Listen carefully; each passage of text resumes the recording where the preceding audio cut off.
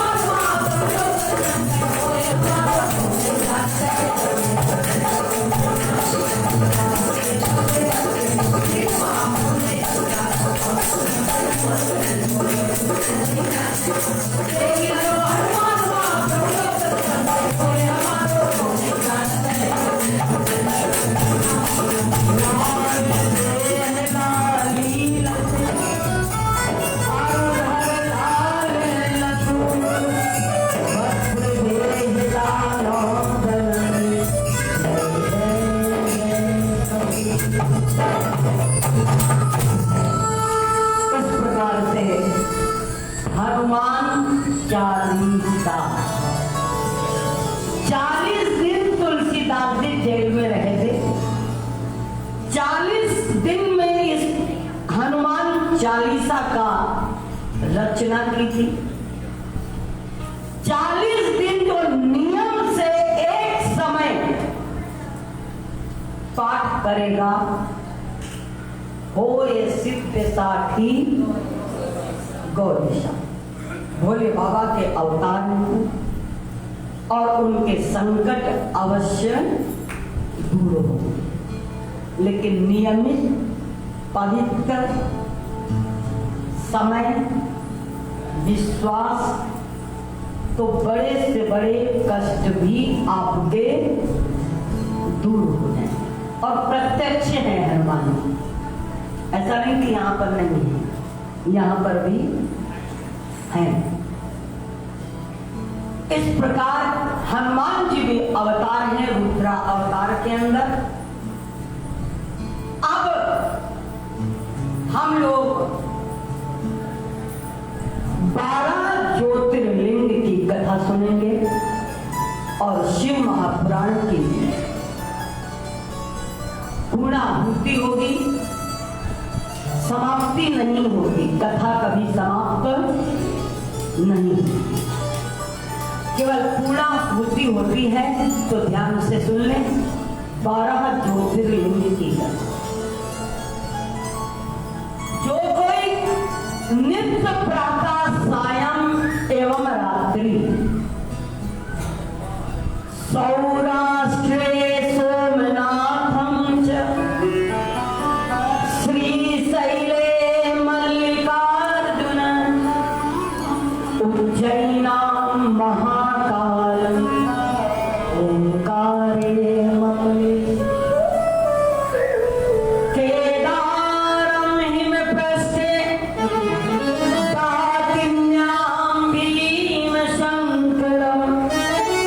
वाराणस्यां च विश्वेशं त्र्यम्बकं गौतमीतटे वैद्यनाथं चिताभूमौ नागेशं दारुकावने सेतुबन्धे पुराणेशं कुसुमेशं शिवालये द्वादशैतानि नामानि प्रातरुत्थाय या पठेत् सप्तजन्मकृतं पापं स्मरेत् विनश्यति यं यं काममपेक्षैव पश्यैवं पठिष्यन्ति नरोत्तमः तस्य फलं प्राप्तिर्भविष्यति न संशयः एतैषां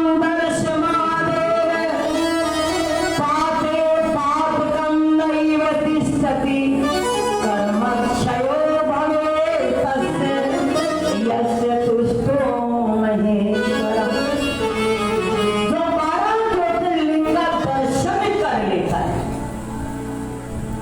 उसके सारे बुरे कर्म पाप कर्म समाप्त हो जाते हैं और भगवान शंकर उस पर अति प्रसन्न हो जाते हैं। सौराष्ट्र में काठियावाड़ में सोमनाथ, शैल पर्वत पर मल्लिकार्जुन, उज्जैन में महाकाल बाबा अवंतिका नगरी, ओमकारेश्वर अमलेश्वर मध्य प्रदेश में नर्मदा तट पर, हिमालय में केदारनाथ, डाकनी नामक स्थान पर भीमशंकर भीमेश्वर महाराष्ट्र में, वाराणसी में काशी विश्वनाथ, गौतमी गोदावरी के तट पर श्री त्र्यंबकेश्वर, चिताभूमि में वैद्यनाथ, दारुका वन में नागेश्वर, सेतुबंध में रामेश्वर, शिवालय में घुसमेश्वर। अब संक्षिप्त में इनकी कथा सुन लें। जो कोई नित्य प्रातः काल उठ करके इनका पाठ करता है उनसे करवाया। चंद्रमा की पत्नियों ने 10 करोड़ महामृत्युंजय मंत्र का जाप किया जिससे भगवान भोलेनाथ प्रकट हुए और यह रोग 15 दिन के लिए हुआ। 6 रोग 15 दिन रोग रहेगा और 15 दिन ये रोग उनका मिट जाएगा। अमावस्या के बाद जब धीरे धीरे यह रोग मिट जाएगा तब पूर्णिमा का दिन आएगा। चंद्रमा ने कहा आपने मुझे रोग मुक्त किया है, आप इस शिवलिंग में ज्योति रूप से विराजमान हो जाइए। चंद्रमा के कहने पर भगवान शिव उस ज्योतिर्लिंग में विराजमान हो जाते हैं। तब से भगवान शंकर का एक नाम पड़ता है सोमनाथ महादेव। बोलो सोमनाथ महादेव की। दूसरा मल्लिकार्जुन, ये दूसरा शिवलिंग है। मल्लिकार्जुन वो है, ध्यान दो, सुंदर देवी मल्लिका कहलाती, पार्वती मल्लिका कहलाती हैं, भगवान शंकर अर्जुन कहलाते हैं। शिव को अर्जुन और पार्वती को मल्लिका कहने के कारण मल्लिकार्जुन नाम पड़ता है। जब गणेश जी से हार गए कार्तिकेय, गणेश जी का विवाह हो गया तो कार्तिकेय जी नाराज होकर के और चले गए शैल पर्वत।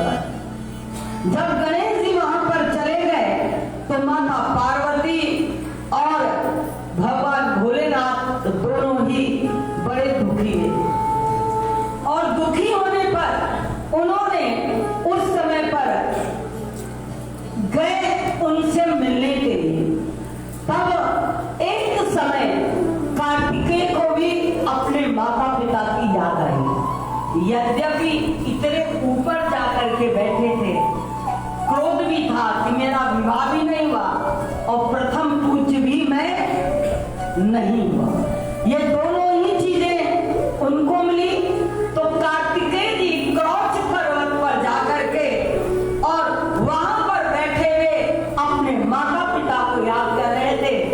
तब उस समय पर कृष्णा नदी के तट पर क्रौच पर्वत पर भगवान शंकर और पार्वती उनसे मिलने के लिए जाते हैं।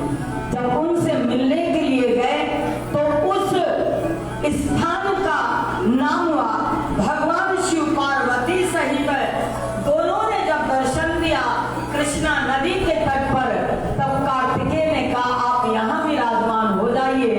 तब उन्होंने शिवलिंग का पूजन किया और भगवान शिव मल्लिकार्जुन के रूप में वहां पर प्रकट हो गए और कहा मैं अमावस्या के दिन अर्जुन के रूप में यहाँ आऊंगा। क्रौच पर्वत पर अमावस्या के दिन यहाँ पर आऊंगा और पूर्णमासी के दिन स्वयं पार्वती मल्लिका के रूप में क्रौच पर्वत पर आएंगी। वहां मल्लिकार्जुन नाम से शिवलिंग स्थापित हो गया। बोलो महाकालेश्वर भगवान की, मल्लिकार्जुन भगवान की। इसके बाद उज्जैन में महाकाल बाबा हुए। अग्निहोत्र ब्राह्मण के 4 बेटे थे, देवप्रिय, प्रियमेधा, सुकृति, सुव्रति। चारों शिव के भक्त थे। उन दिनों दूषण नाम का राक्षस जो शिव की पूजा करता था, यह राक्षस उस स्थान पर आया जहां ये चारों ही पूजा कर रहे थे। उनकी पूजा को वो खंडित करने लगा और उनके पूजा में विघ्न डालने का प्रयास किया। इन चारों ब्राह्मण पुत्रों ने जमीन के नीचे गुफा बनाकर शिवलिंग बनाकर पूजा करने लगे। दूषण नाम का राक्षस वहां पर भी पहुंच गया। जैसे उस राक्षस को देखा, चारों ब्राह्मण कहने लगे बचाओ बचाओ बचाओ। तब उसी समय शिवलिंग से प्रभु महाकाल का रूप प्रकट हो जाता है। दूषण नाम के राक्षस का संहार किया। तब ब्राह्मण पुत्रों ने वरदान मांगा कि हे प्रभु आप महाकाल के रूप में यहाँ विराजमान हैं, इसलिए अवंतिकायाम विहितावतारम मुक्ति प्रदानाय च संजनाम अकाल मृत्यु परिचारणार्थम नमो महाकाल महेश्वरेशम। ये तीसरा है। उस समय पर उन ब्राह्मणों ने माना कि मैं आपसे यही वरदान मांगता हूँ, जो भी आपका दर्शन करे वो अकाल मृत्यु को प्राप्त न हो। अकाल मृत्यु न मरे जो भक्त हो महाकाल का। बोलो महाकालेश्वर भगवान की, महाकालेश्वर भगवान की। ओंकारेश्वर, ममलेश्वर ये 2 नाम होते हैं। यह ज्योतिर्लिंग नर्मदा नदी के तट मानधाता पर्वत पर स्थापित है। नर्मदा नदी की 2 धाराओं में विभक्त हो जाने के कारण उत्तर और दक्षिण होकर बहती है। मानधाता ऋषि की तपस्या करने पर यह ज्योतिर्लिंग प्रकट हुआ, जो आज सभी की मनोकामनाओं को पूर्ण करता है। बोलिए ओंकारेश्वर महादेव की। फिर है केदारनाथ। यह मंदाकिनी नदी के तट पर स्थित है। सुंदर केदारनाथ की चोटी है, मंदिर के आकार की बनी हुई है, जिसके दर्शन से जीवन में अभीष्ट फल की प्राप्ति होती है। यहाँ प्रभु नर और नारायण के रूप में बद्रीनाथ में घोर तप करते हैं, जिसके कारण भगवान शिव ने वरदान दिया था कि मैं तुम्हारी तपस्या से प्रसन्न हूँ। मैं ज्योति स्वरूप इस केदारनाथ में सदैव शिवलिंग के रूप विराजमान रहूंगा, मैं इस स्थान को छोड़ करके कभी भी नहीं जाऊंगा। बोलो केदारेश्वर महादेव की। फिर हुए भीम शंकर। यह भीमा नदी के तट पर ब्रह्मपुर पहाड़ी पर अवस्थित है। रावण का भाई हुआ कुंभकर्ण। मरने से पहले इसने कर्कटी से विवाह किया, केवल एक दिन के, क्योंकि ये 6 महीना सोता था, 6 महीना जागता था। केवल एक दिन के लिए वो उसने ये विवाह किया। ये कबंध राक्षस की पत्नी थी जिसे राम जी ने मारा था। कर्कटी से कुंभकर्ण के द्वारा भीम नाम का पुत्र हुआ। माता ने बताया कुंभकर्ण को राम ने मारा है, उनके पास शिव जी की कृपा हुई। माता के बताने पर भीम ने घोर तप किया। भीम ने घोर तप किया और प्रण किया, जो शिव की पूजा करेगा मैं उसका भक्षण करूंगा, मैं उसका भक्षण करूंगा। एक बार कामरूप के राजा धर्मप्रिय को पूजा करते समय भीम ने उनको बंदी बना लिया। राजा बंदी गृह में भी शिव की पूजा करता रहा। उन्हें पूजा करते देख करके भीम क्रोध में आ गया और भीम ने तलवार से पार्थिव शिवलिंग पर प्रहार किया, क्योंकि वो जेल के अंदर पूजा कर रहे थे, तो पार्थिव शिवलिंग बना करके जैसे उन्होंने प्रहार किया, भगवान स्वयं शिव प्रकट हो गए और प्रकट होकर के उस राक्षस का संहार कर दिया और उस लिंग में विराजमान हो गए। उस दिन से उस लिंग का नाम हुआ भीमेश्वर महादेव।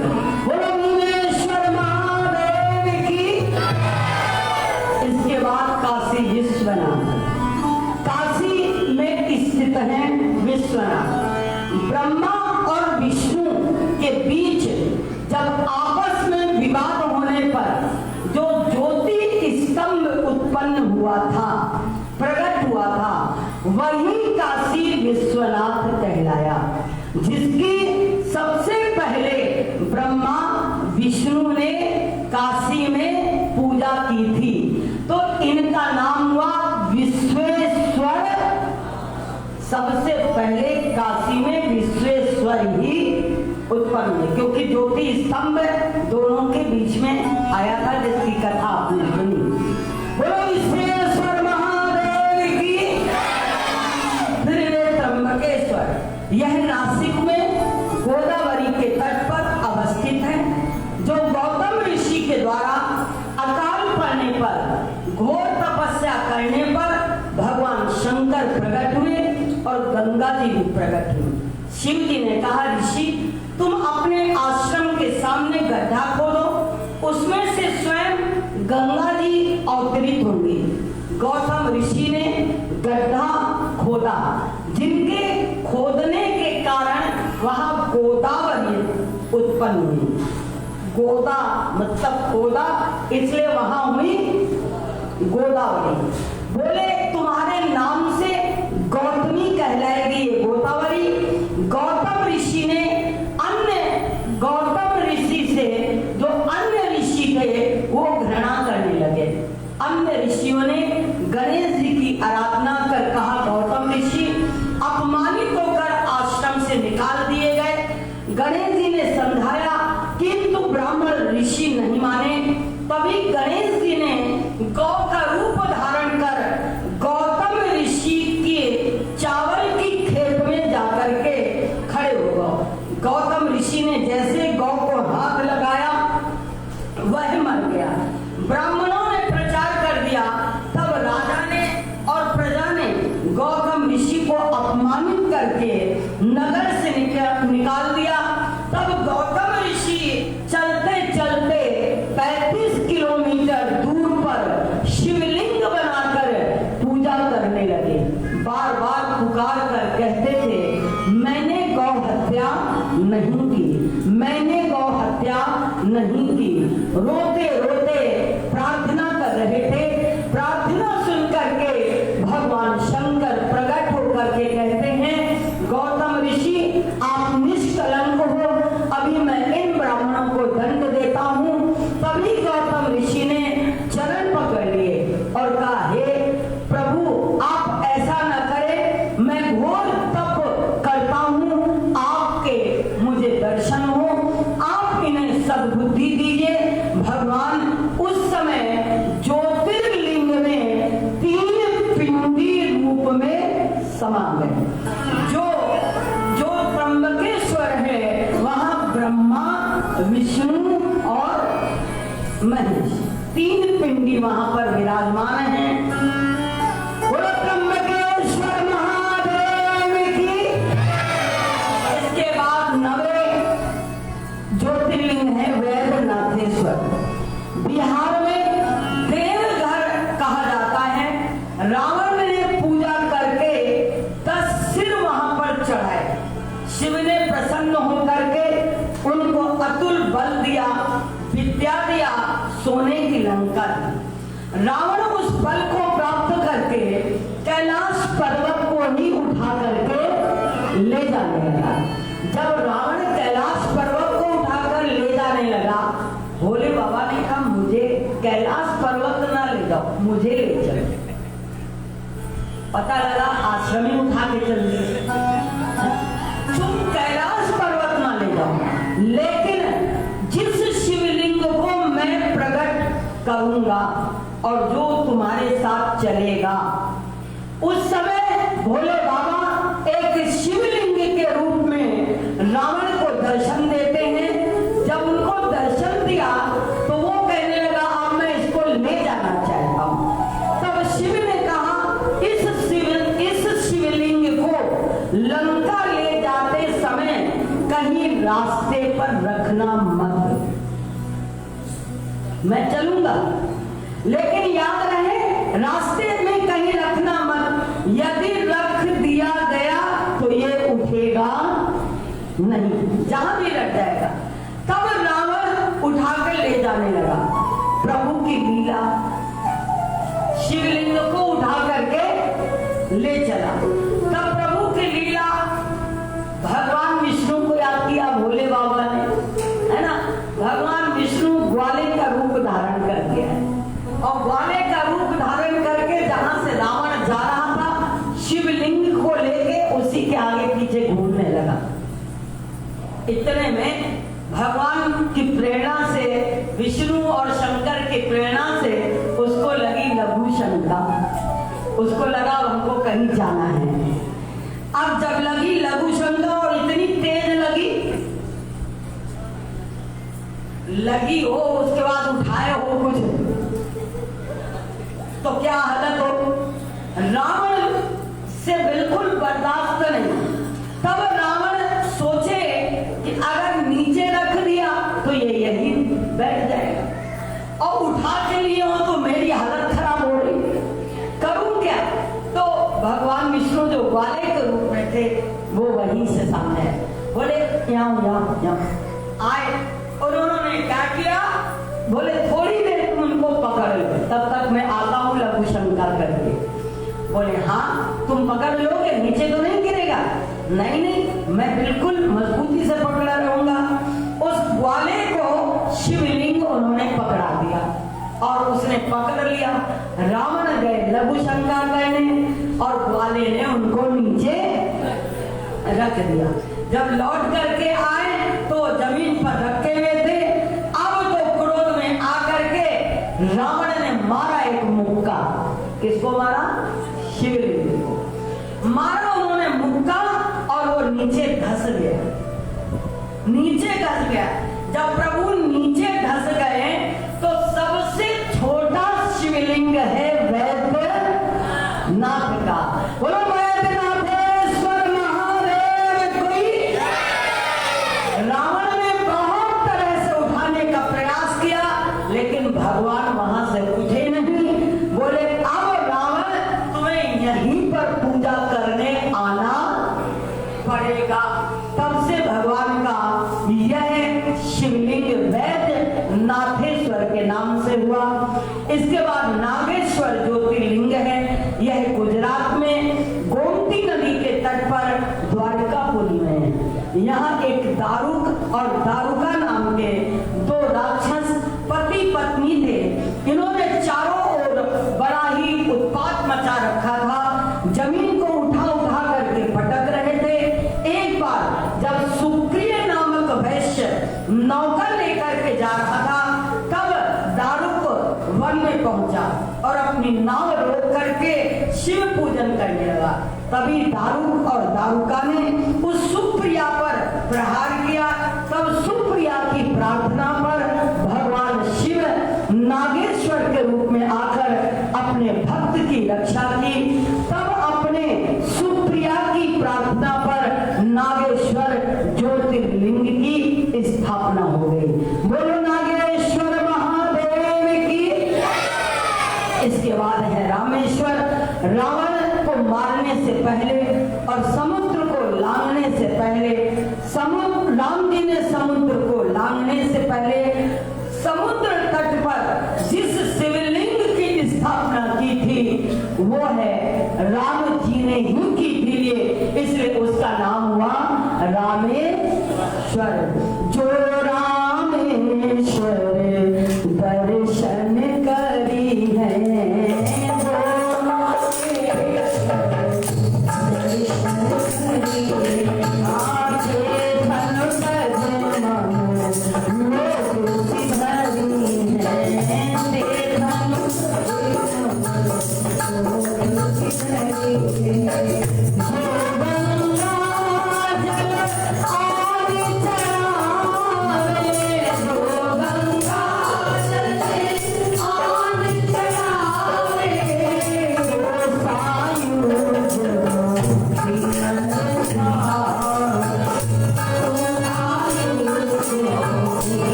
वो मुक्ति सायुज्य मुक्ति को प्राप्त कर लेगा।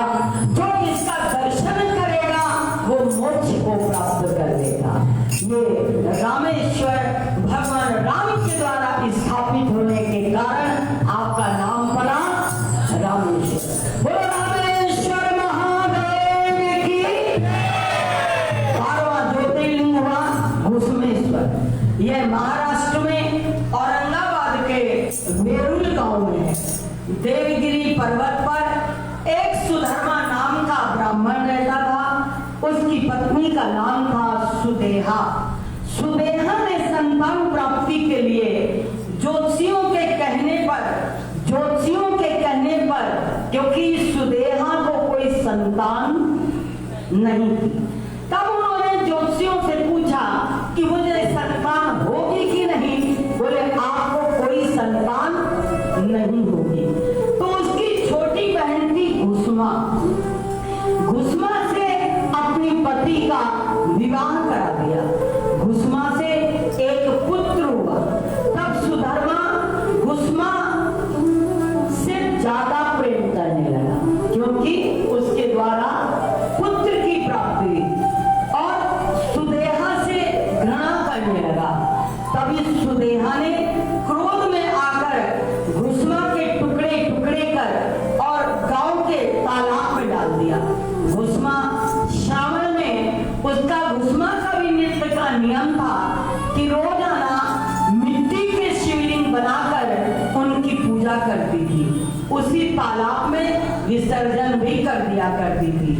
एक दिन पुत्र की याद आते ही वो रोने लगी। प्रभु आपने मुझे पुत्र को दिया और लिया भी। पूजन पूर्ण होने पर जब वो वहां से वापस जाने लगी, तभी उसे तालाब से उसके पुत्र जीवित होकर बाहर निकल कर आया और कहा, माँ ने कहा, पुत्र तुम्हारे किसी ने टुकड़े टुकड़े कर दिया है। घुसमा के पुत्र ने कहा, मैं शिव कृपा से जीवित हो गया हूँ, शिव कृपा से पुनः मुझे जीवन प्राप्त हुआ है। तब भगवान शंकर प्रकट हो गए और कहा, सुदेहा को दंड दूंगा। तब तभी घुष्मा ने कहा दंड ना दीजिए, इसको आप सद बुद्धि दीजिए। सुदेहा को श्राप दिया कि इसका शरीर पत्थर का हो जाएगा। घुष्मा ने कहा इसी शिवलिंग में ज्योति लिंग के रूप में आप समाहित हो जाइए। तभी भगवान शिव ने कहा हे देवी, तुम मेरी अनन्य भक्त हो, यह मेरा 12वां ज्योतिर्लिंग तुम्हारे नाम से प्रसिद्ध होगा। इसका नाम होगा घुष्मेश्वर महादेव। बोलो घुष्मेश्वर महादेव की। शिव महापुराण की कथा जो महाफलदायी है, इसके श्रवण मात्र से सभी कष्ट दूर हो जाते हैं, संसार के सभी प्राणी सुखी हो जाते हैं और इस संसार के सारे सुखों को भोग करके शिवलोक को प्राप्त होते हैं। बोलो शिव महापुराण की, शिव महापुराण की, महापुराण की, भगवान शंकर की, भगवान शंकर की, त्रिपुरारी की मस्ती। शिव महापुराण की कथा यहीं पर विश्राम लेती है। इन 7 दिनों में आपने इस कथा रस का पान किया। भगवान शंकर ने ही कथा कही और भगवान शंकर ने ही कथा सुनी। ना मुझ में कहने की शक्ति है और ना आप में सुनने की शक्ति है, ना किसी में करने की शक्ति है, ना किसी में करवाने की शक्ति। ये भोले बाबा की कृपा है कि हम लोगों ने इस कथा रस का पान किया है। जिन जिन लोगों ने इस कथा को नियम से सुना है, भगवान भोलेनाथ उनका कल्याण करेंगे। आशुतोष तुम्हें अवधर दानी, आशुतोष अवधर दानी, आरत हरम जनदानी, आरत हरम जनदानी, मंगल भाई अमंगल हारी, मंगल भाई अमंगल हारी, समार सही देवी जगत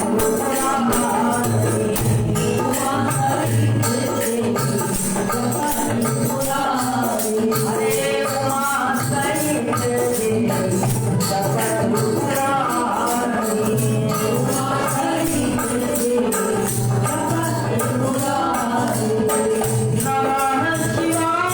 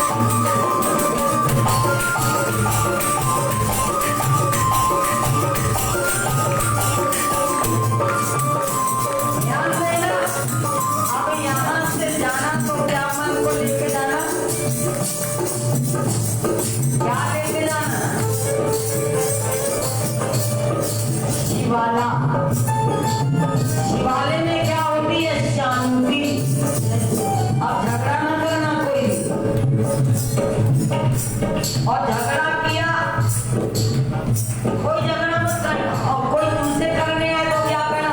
ओम नमः शिवाय, ओम नमः शिवाय, ओम नमः शिवाय, ओम नमः शिवाय बोलना शुरू कर देना।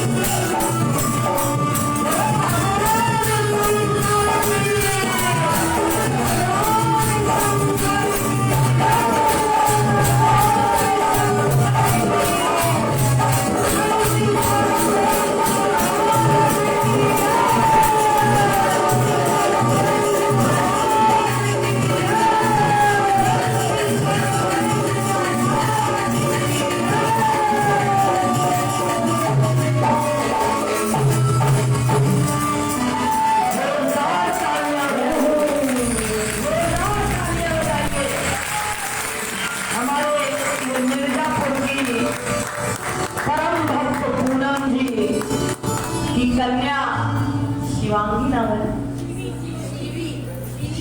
शिवी नाम भी है और शिव का तांडव भी इसमें बहुत सुंदर है। जोरदार तालियां हमारे मिर्जापुर के भक्त महाराज जी कहते थे हमारा वृंदावन है। हीर और कणिका, ये इसका नाम क्या? हीर कणिका, ये बच्चे हमारे सब इंदौर के हैं।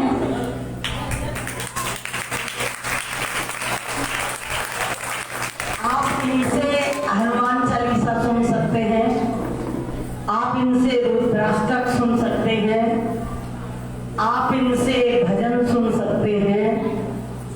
ये सब बच्चे महाराज जी के दरबार के हैं। अब अभी तो समय नहीं है, लेकिन ये हम लोग बीज, ये धारा है, ये भी देखिएगा। जरा जय बोलो महाराज जी की सब।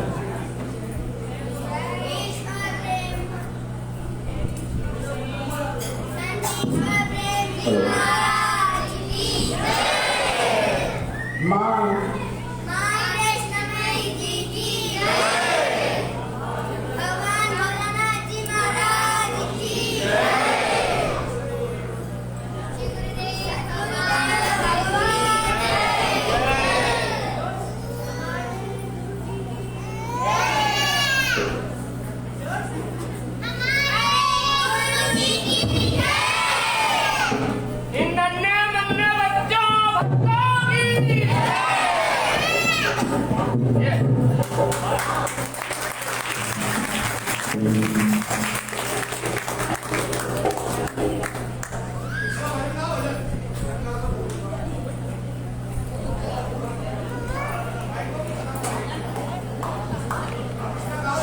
ध्यान दें, अभी सभी लोग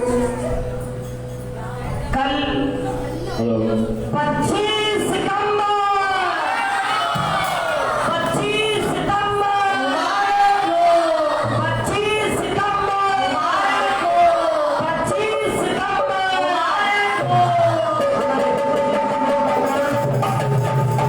का जन्मोत्सव यद्यपि प्रारंभ है, ऐसा नहीं कि अभी होगा, वो हम सबके साथ हैं। कल का विशेष आशीर्वाद का दिन है।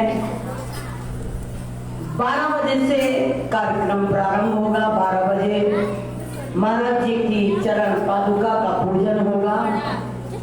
उसके बाद सभी जो भी महाराज जी के भक्त हैं उन सबके द्वारा आशीर्वाद प्राप्त होगा। महाप्रसाद होगा।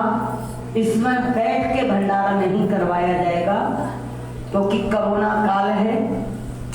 जैसे कि प्रसाद बांटा जा रहा है वैसे ही प्रसाद बांटा जाएगा और सांस्कृतिक कार्यक्रम होंगे। और साथ ही साथ मैंने कल भी कहा था कि जो लोग बाहर से आए हुए हैं अभी 10 बजने वाले हैं, अभी बजे नहीं, 10 हम यहीं बजाएंगे। और इसके बाद जो लोग हमसे मिलना चाहें वो ऊपर महाराज जी के कमरे में मिल सकते हैं। महाराज जी के जो कार्य हैं उन सब कार्यों को हम लोगों को पूर्ण करना है। जिन भक्तों ने अपनी सेवाएं लिखाई थी उनकी सेवा लेने का वक्त आ गया है। मैंने अभी तक आप लोगों से लिया नहीं, लेकिन अब जो अपने नाम से कमरा बनवाना चाहे, क्योंकि कमरे भी कम पड़ रहे हैं, सब चाहते हैं कमरा।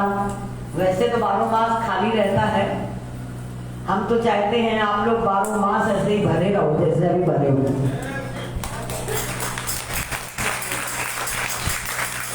लेकिन फिर भी प्रयास करें, कमरा बनना है, आश्रम का कलर होना है, आश्रम में मरम्मत बहुत सारी बाकी है, टूट फूट हो रही है, वो सारी चीजें होनी है।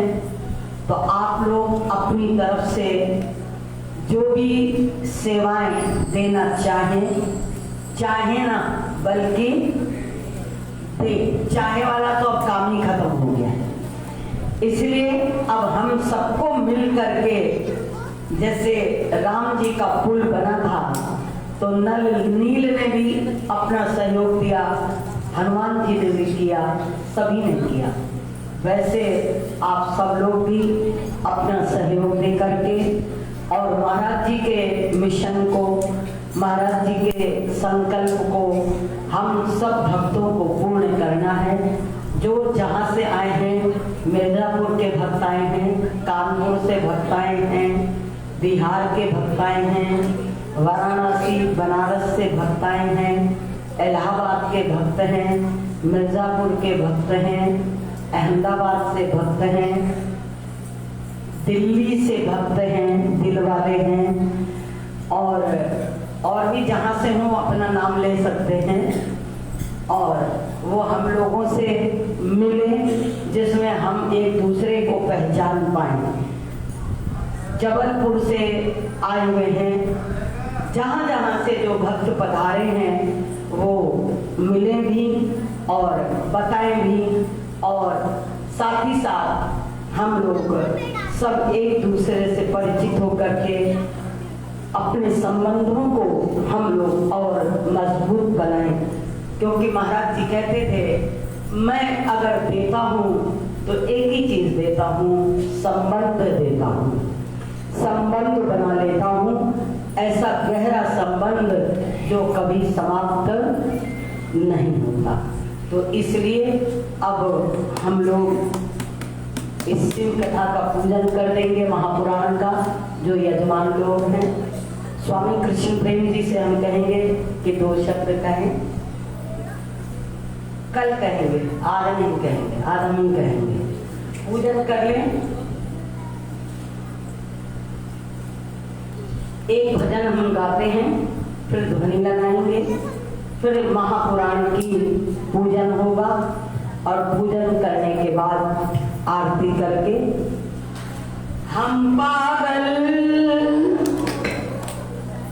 हम लोग क्या है? पागल। हम पागल हैं, पागल वृंदावन धाम के, पागल हैं, पागल वृंदावन धाम के, हम पागल हैं, पागल वृंदावन धाम के, हम पागल हैं, पागल वृंदावन धाम के, वृंदावन धाम के, श्याम श्याम के, वृंदावन धाम के, श्याम श्याम के, वृंदावन धाम